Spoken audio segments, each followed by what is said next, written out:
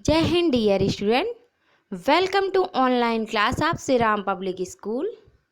Dear student, मैं अल्पना पांडे आज आप लोग को फिर आपकी पाठ पुस्तक कृतिका का पाठ 2 पढ़ाएंगे, जिसका नाम है मेरे संग की औरतें।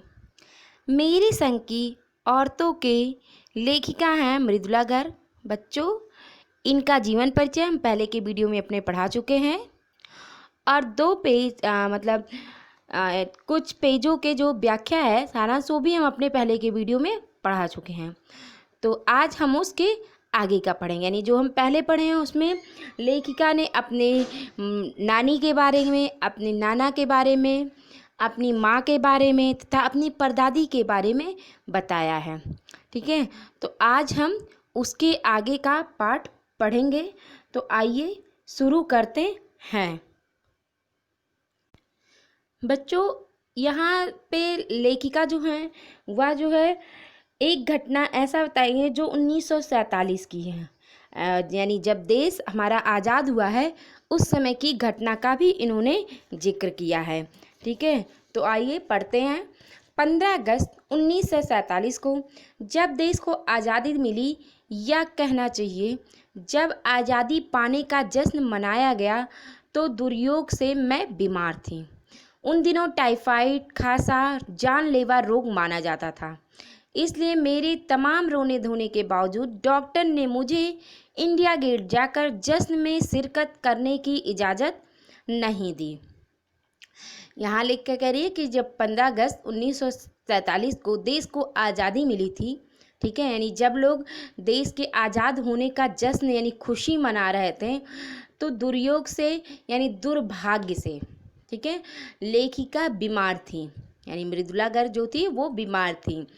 और उन दिनों क्या था, टाइफाइड, खांसा आदि जानलेवा बीमारी जो है बहुत ज़्यादा रोग माना जाता है, ऐसा जो लोगों को मृत्यु के नज़दीक पहुंचा देता था, जिस बीमारी से लोगों की मृत्यु हो जाती है उसे जानलेवा बीमारी कहते हैं।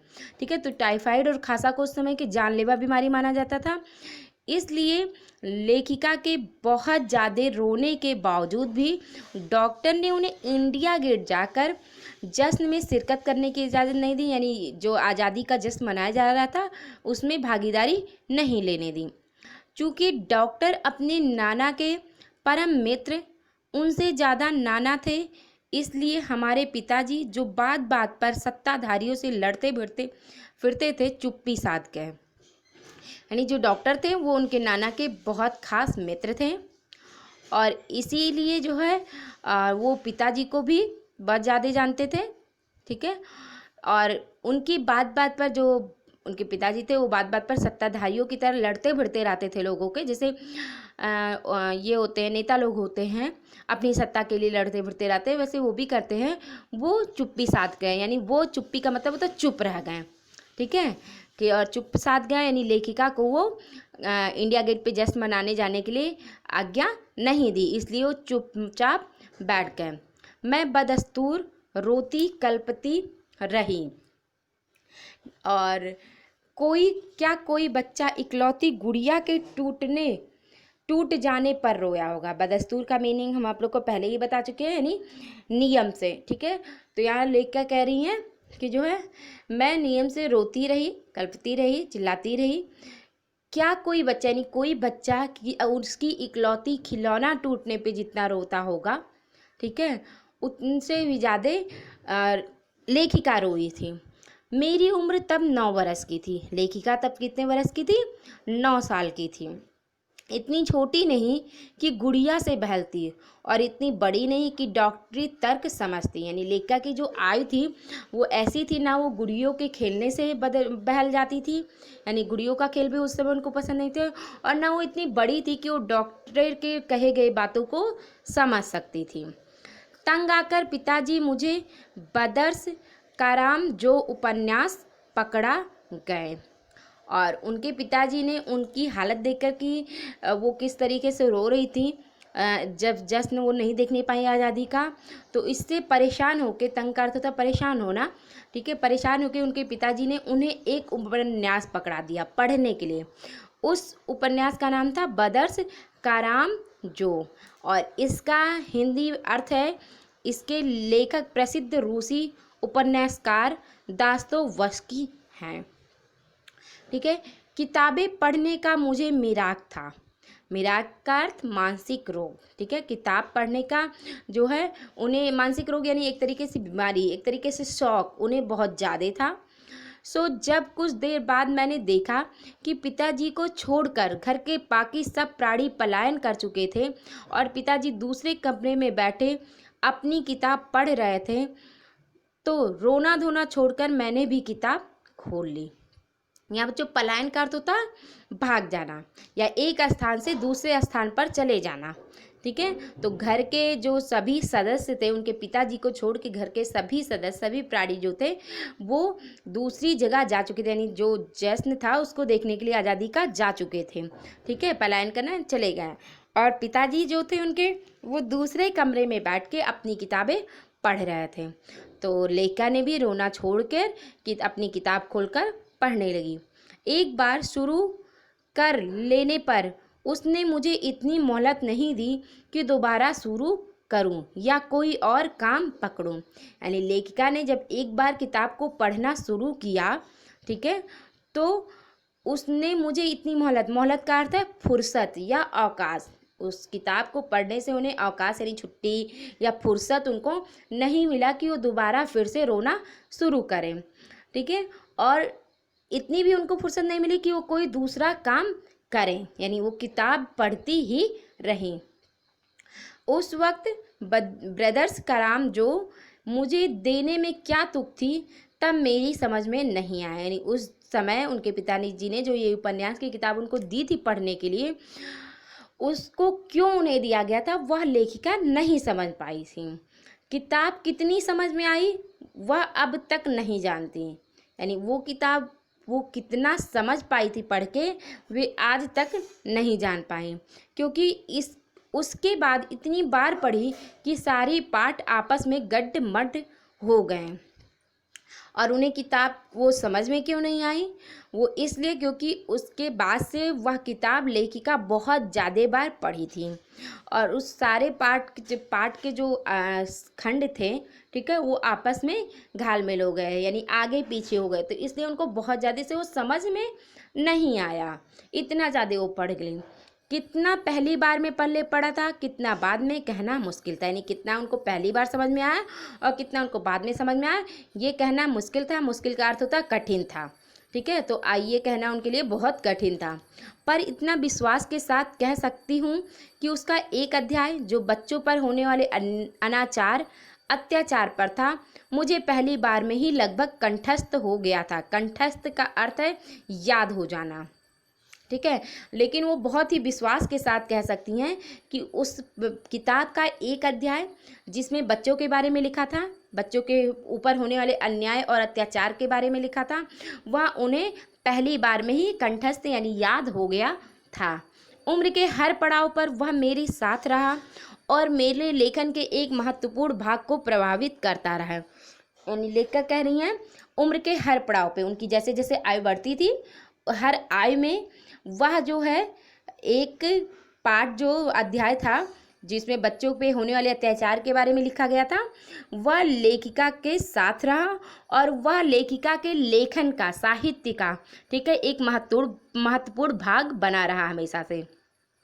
जैसे जादू का कालीन, मेरा नाटक नहीं, वह 3 किलो की छोरी जैसी कहानियाँ, वह कठगुलाब उपन्यास के कोई अंश। यहाँ पे उन्होंने अपनी कुछ कृतियाँ बताई हैं, कुछ रचनाएं बताए हैं। जादू का कालीन है, मेरा उनका नाटक था नहीं, वह 3 किलो की छोरी जैसी कहानियाँ, वह कठगुलाब के उपन्यास के अंश। इसमें उन्होंने बच्चों के होने वाले अत्याचार के बारे में ही लिखा है। आगे लिख क्या कह रही, माँ जी की मन्नत का असर रहा होगा कि मैं ही नहीं मेरी चारों बहनें भी लड़की होने के नाते किसी हीन भावना का शिकार नहीं हुई। नानी माँ और परदादी की परंपरा बरकरार रखते हुए लीक पर चलने से भी इनकार किए रहीं। यानी जो उनकी माता जी थी उनकी मन्नत का जो असर था वह यह था कि लेखिका के घर में 4 बहनें हुई। ठीक है। यानी लेखिका 4 बहनें थी और जो कि उसकी चारों बहनें लड़की होने के नाते किसी हीन भावना का वो शिकार नहीं हुई। ठीक है, उनके मन में ये नहीं आया कि हम लड़की बन के जन्म लिए हैं। नानी माँ और परदादी का परंपरा बरकरार रखते हुए, उनकी जो माँ थी वो नानी और परदादी की परंपरा बरकरार रखी हैं। ठीक है, यानी लीक पर चलने से भी इनकार किए रही हैं। यानी जो लीक उनकी जो नानी और परदादी थी वो लीक से हटकर चलती थी, तो वो भी ऐसे ही कर रही थी। पहली लड़की जिसके लिए मन्नत मांगी गई थी वह मैं नहीं, मेरी बहन मंजुल भगत थी। घर का नाम था रानी, बाहर का मंजुल। लेखिका अवतार हुआ मंजुल भगत से। ठीक है, यहाँ लेखिका अपनी बहनों के बारे में बता रही है कि उनके घर में जो पहली लड़की जिसके लिए मन्नत मांगी गई थी वह लेखिका नहीं थी, बल्कि लेखिका की बड़ी बहन थी जिसका नाम था मंजुल भगत। ठीक है, और घर का नाम उनका क्या था? रानी था। बाहर का क्या नाम था? मंजुल। और ये भी लेखिका हुई थी, यानी लेखन कार्य ये भी किया था, साहित्य की रचना की थी, और इसलिए इनका नाम क्या पड़ा? मंजुल भगत। मंजुल भगत बच्चों एक लेखिका हैं। क्योंकि लिखना शादी के बाद शुरू किया और अपना नाम बदलकर पति का ग्रहण करने में कोई हीन भावना आड़े नहीं आई, इसलिए पैदाइशी जैन नाम छोड़ भगत बनी। ठीक है, इन्होंने जो लेखन कार्य किया था वो शादी के बाद शुरू किया था। और हमारे समाज में बच्चों जो है शादी के बाद जो होता है लड़कियां अपने पति के नाम से अपना नाम रखती हैं। ठीक है, पति का नाम ग्रहण कर लेती, तो यहाँ पे उन्होंने भी अपने पति का नाम ग्रहण किया और इसको ग्रहण करने में उनके अंदर कोई भी हीन भावना नहीं आई, और इसलिए उनका पैदाइशी जो नाम था वो जैन था, उसको छोड़ के उन्होंने भगत नाम लिख लिया, यानी उनका नाम मंजुल भगत पड़ गया था।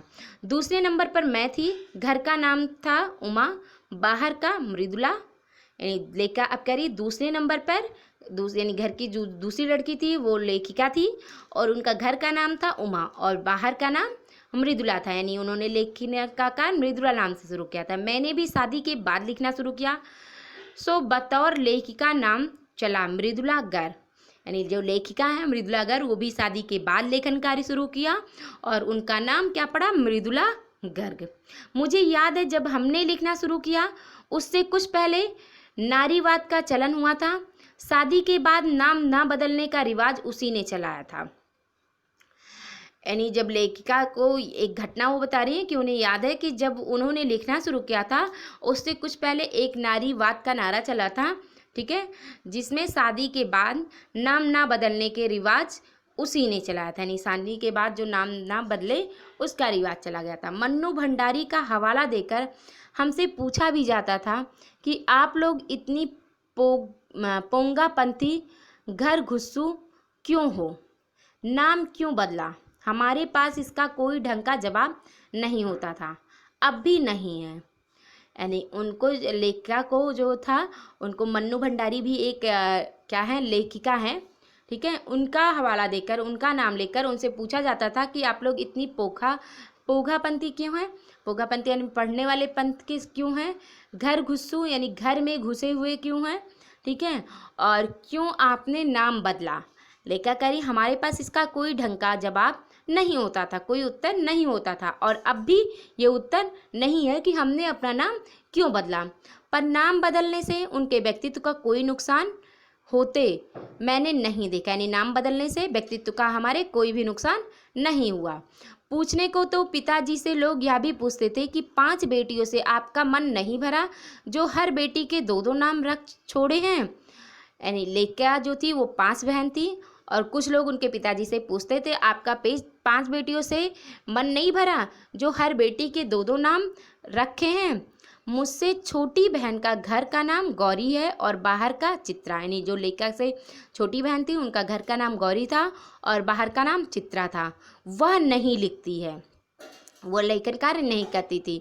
उसका कहना है कि वह इसलिए नहीं लिखती क्योंकि घर में कोई पढ़ने वाला भी तो चाहिए। खैर उस यानी लेखिका की जो तीसरे नंबर की बहन थी, ठीक है, वो लिखती नहीं थी और उस इसलिए नहीं लिखती थी क्योंकि वो कहती थी कि घर में जो लेखन कार्य सब लोग कर रहे हैं तो घर में कोई उसको पढ़ने वाला भी तो होना चाहिए। खैर उसके बाद जब 4वीं 5वीं बेटियां पैदा हुई तो पिताजी ने इतनी बात जमाने की सुनी कि उनका एक एक नाम ही रखा है। यानी जो लेखिका थी उसकी चौथी और पांचवी बहन जो थी उनके जन्म पे उनके पिताजी को जमाने की यानी लोगों की बहुत ज़्यादा बातें सुननी पड़ी थी, इसलिए वह उनका एक ही नाम रखे। यानी एक का नाम रेणु था और दूसरे का नाम अचला था। ठीक है, 5 बहनों के बाद एक भाई हुआ था जिसका नाम राजीव था। मज़े की बात यह है कि बीच की 2 बहनें ही लेखन से बची रही। अचला और राजीव फिर उसमें जा बसे। यानी जो उनकी बहन थी चित्रा और जो है रेणु, ठीक है, ये दोनों लेखन कार्य नहीं की, इससे ये बच गई। लेकिन उसके बाद अचला और उनका भाई जो राजीव था वो फिर लेखन कार्य करने लगा था। अचला मुझसे 8 साल छोटी है और वक्त के बदलाव की लाज रखते हुए अंग्रेजी में लिखती है। यानी लेखिका की जो 5वें नंबर की बहन अचला थी वह उनसे 8 साल की छोटी थी और समय के बदलाव की लाज रखते हुए, ठीक है, उन्होंने अंग्रेजी में लिखना शुरू कर दिया था। यानी लेखिका हिंदी में लिखती थी तो वो अंग्रेजी में लिखना शुरू कर दी थी। पर राजीव फिर हिंदी के हवाले था। यानी उनका जो भाई राजीव था वो हिंदी में ही लिखता था। हम 4 लिखते हैं और तमाम खानदान हमें पढ़ता है। मेरी ससुराल में मुझे कोई नहीं पढ़ता। इस तथ्य को हजम करने में मुझे काफ़ी वक्त लगा, फिर उसके फ़ायदे भी नज़र आने लगे। कम से कम घर के भीतर तो मुझे हिंदी आलोचना बुद्धि से 2-4 नहीं होना पड़ता। यहाँ लेखिका कह रही है कि हम 4 लिखते थे, यानी वो 5 बहन 1 भाई थे, यानी 6 लोग थे, लेकिन उसमें से 4 लोग लिखते थे। ठीक है, और तमाम खानदान यानी पूरे खानदान के लोग उन्हें पढ़ते थे, यानी उनकी लिखी हुई रचनाओं को लोग पढ़ते थे। और लेखिका कह रही मेरे ससुराल में यानी उनके ससुराल में उनकी जो रचनाएं हैं उनको कोई नहीं पढ़ता था। और इस सच को स्वीकार करने में उन्हें बहुत ज़्यादा समय लगा था, लेकिन उसका एक फ़ायदा यह भी उनके नज़र आने लगा था कि उन्हें घर के भीतर हिंदी आलोचना की बुद्धि से नहीं गुजरना पड़ता था। यानी लोग उनकी आलोचना हिंदी की आलोचना नहीं करते थे। खैर, मैं अपनी नहीं उन देवियों की बात कहना चाहती हूँ जो परदादी की मन्नत के नतीजतन धरती पर आई और लेखक नहीं बने। जो बनी उन्हें सांस लेने की ज़रूरत कुछ ज़्यादा हो समझ में आता है। लेकिन कह रही, खैर मैं अपनी बात नहीं कर रही, उन देवियों की बात करना चाहती हूँ जो परदादी की मन्नत के नतीजतन यानी परदादी के मन्नत मांगने के बाद धरती पर आई और लेखक नहीं बनी, और जो बनी भी हैं उन्हें सांस लेने की ज़रूरत कुछ ज़्यादा हो जाता है, समझ में आता है। ठीक है, जैसा मेरे पिताजी ने एक बार मंजुल से कहा था, यानी उनकी बहन मंजुल से कहा था, कोई दम नहीं घुटता, सांस लेने की ज़रूरत ही ज़्यादा है। पर यहाँ तो हम यानी जो उनकी जो 2 बहनें थी, ठीक है, जो लेखन कार्य में नहीं लगी थी, उनको लेखन कार्य में जब जाना पड़ता था तो वो कहती थी जैसे हमारा उससे दम घुटता है। तो इसलिए उनके पिताजी ने कहा था एक बार उनकी बहन से कि इससे कोई दम नहीं घुटता, यहाँ पे सांस लेने की ज़रूरत ही ज़्यादा है। ठीक है, फिर लेखिका करे पर यहाँ तो हम शेर तो गैर लेखिका बहनें सवा शेर है। ठीक है, लेखिका कह रही अगर हम लेखन वाले जो हैं शेर हैं तो हमारी जो बहनें लेखिका नहीं हैं वे सवा शेर है, यानी वो हमसे भी ज़्यादा तेज हैं।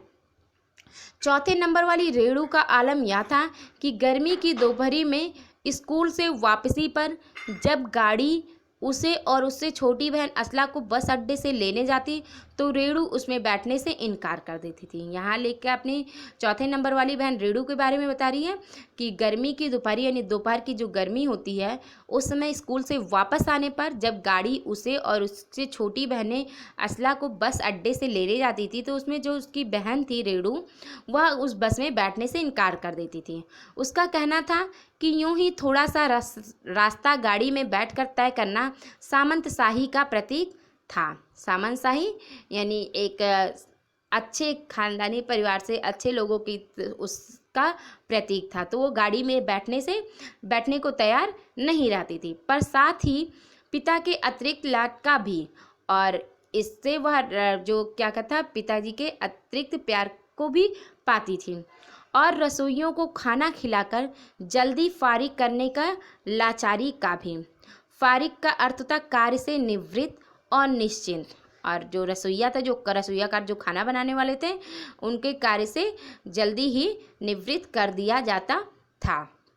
ठीक है, माँ तो सब चीज़ों से उदासीन रहती थी, पर पिता काफ़ी कुड़ते भूनते जब देखते कि अचला गाड़ी में बैठी चली आ रही है और रेणु पीछे पीछे पसीने में तरबतर खरामा खरामा खरामा खरामा यानी धीरे धीरे। ठीक है, माँ तो इन सब चीज़ों से उदासीन रहती थी, उनको कोई मतलब नहीं रहता था, लेकिन उनके पिताजी बहुत ज़्यादा कुड़ते भूनते थे, बहुत ज़्यादा परेशान होते थे जब देखते थे कि असला गाड़ी में बैठ के आ रही है और उनकी बेटी रेणु जो है पीछे पीछे धीरे धीरे पसीने में तरबतर आ रही है। बचपन में एक बार चुनौती दिए जाने पर उसने जनरल थिमैया को पत्र लिखकर उनका चित्र मंगवा लिया था, जो एक मोटरसाइकिल सवार जवान आकर उसके हाथ में दे गया था। बचपन में ही एक बार जब उसे चुनौती दी गई थी तो उसने जनरल थिमैया को पत्र लिखकर, ठीक है, उनका चित्र मंगवा लिया था, जो एक आदमी जो मोटरसाइकिल से आ था वो ले आकर उनके हाथ में दे गया था। पड़ोस में उसका रुतबा काफ़ी बढ़ गया था। गाड़ी में बैठने के साथ उसे इम्तिहान देने से भी परहेज था। ठीक है, जो पड़ोस के लोग थे वो लोग उसकी रुतबे उसमें उन लोगों में उसका रुतबा यानी वो काफ़ी ऊंचे पद पर थी, लोग उसके काफ़ी मान सम्मान देने लगे थे और गाड़ी में बैठने के साथ उसे इम्तिहान देने से भी परहेज था। यानी जैसे वो गाड़ी में बैठना नहीं चाहती थी वैसे ही वो एग्ज़ाम भी देना नहीं चाहती थी और इस बात को लेकर वह अड़ गई थी। पहले मुझे समझाओ कि बीए करना क्यों ज़रूरी है, तब मैं इम्तिहान दूंगी। अगर मुझे यकीन आ गया कि हाँ कोई फ़ायदा है, वरना नहीं। हमने तरह तरह के तर्क दिए। माँ ने कहा पिताजी से पूछूं। ठीक है, लेखक की जो बहन थी रेणु वह गाड़ी में नहीं बैठती थी और वह इम्तिहान भी देना नहीं चाहती थी। उसने कहा पहले मुझे समझाइए बीए करने से क्या फ़ायदा है, क्यों बीए करना ज़रूरी है। ठीक है, और तभी मैं इम्तिहान दूंगी अगर मुझे यकीन आ गया कि इससे मेरा कोई फ़ायदा होगा, वरना नहीं। ठीक है, लोगों ने बहुत से तर्क दिए, यानी उनकी बहनों ने भी बहुत तर्क दिया, लेखिका ने भी बहुत तर्क दिए इसके लिए। उनकी माँ ने भी कहा, लेकिन वो उसको कोई असर नहीं आया। तो उनकी माँ ने कहा अब पिताजी से पूछ लो कि बीए करने से क्या फ़ायदा है। बच्चों आज हम लोग यहीं तक पढ़ेंगे, इसके आगे का हम अपने नेक्स्ट वीडियो में पढ़ेंगे। इसमें जो शब्दार्थ बताए गए उसे अपनी उत्तर पुस्तिका में लिखिएगा और याद करिएगा। Thank you and have a nice day.